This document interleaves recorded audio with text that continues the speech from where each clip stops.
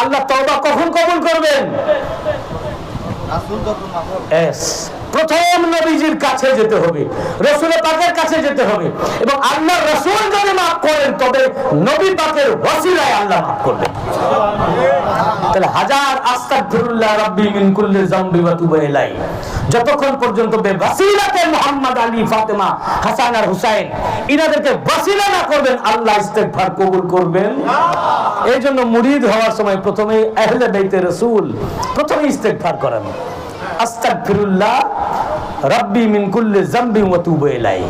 উনার হাতে যখন ইস্তেগফার করলেন আল্লাহ দেখতেছেন না নবীজির আহলে বাইত ওর জন্য মাফ চাইতেছেন, আল্লাহ মাফ করে দিবেন।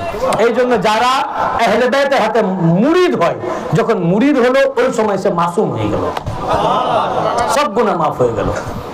ফের গুনাহ করতেছে, তারপর আবার গুনাহ করছে, আবার গুনাহ হচ্ছে, কিন্তু মুরিদ হওয়ার মুহূর্তে সে মাফ, তার ইস্তেগফার হয়ে গেল। তাহলে দেখুন এই কোরআনে পাক দোয়া কবুলের, তাওবা কবুলের, মাগফিরাতের কন্ডিশন আল্লাহ কোরআন পাকে, আমি ওয়ার্ড বাই ওয়ার্ড আপনাদের ভেঙে বলেছি, হ্যাঁ কন্ডিশন বলেছেন তিনটি সাত। পহেলা সাত, গুনাহ করেছে আল্লাহর কাছে, কার কাছে করেছে বলুন? যেতে হবে কার কাছে? জাউকা, আপনার কাছে আসবে এবং আপনার কাছে এসে এবার মাফ চাইবে। এরপর আপনি যদি মাফ করেন তবে আল্লাহকে তওবা করি রূপে পাবে। এখন নবীজির বিরুদ্ধে কথা বলবে আর মাফ পাবে না। অতএব যারা দুশমনে নবী ও দুশমনে ওলি ওদের কিয়ামত পর্যন্তও তওবা করলে তওবা কবুল হবে না।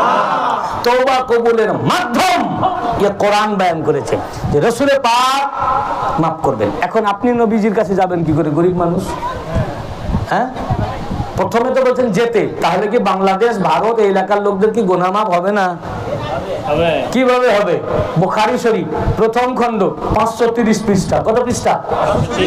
দারুল উলুম দেওবন্দ প্রিন্ট 530 পৃষ্ঠা। হাদিসের রাবি আব্দুল্লাহ ইবনে উমর রাদিয়াল্লাহু আনহু, তিনি বলেন আন ইবনে উমর ক্বালা আবু বকর উলকুমু মুহাম্মাদান ফি আহলি বাইতিহি। সহিহ বুখারী, এই হাদিস সহিহ বুখারী হাদিস, হাদিসে সহিহ। আব্দুল্লাহ ইবনে উমর বলেন যে হযরত আবু বকর বলেছেন, কে বলেছেন?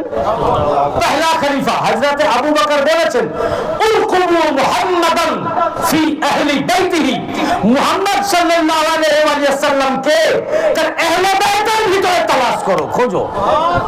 যখন তার আহলে বাইতের কাছে যাবে, আহলে বাইতের নিকট যাবে, খেয়াল করো যে আহলে বাইত নয়, আমি মুহাম্মদ মুস্তাফার নিকট এসেছি।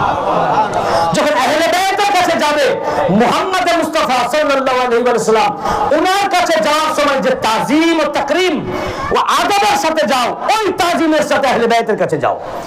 উলকুমু মুহাম্মাদান ফি আহলি বাইতিহি, তার আহলে বাইতের ভিতরে মুহাম্মদ সাল্লাল্লাহু আলাইহি ওয়াসাল্লামকে দেখো।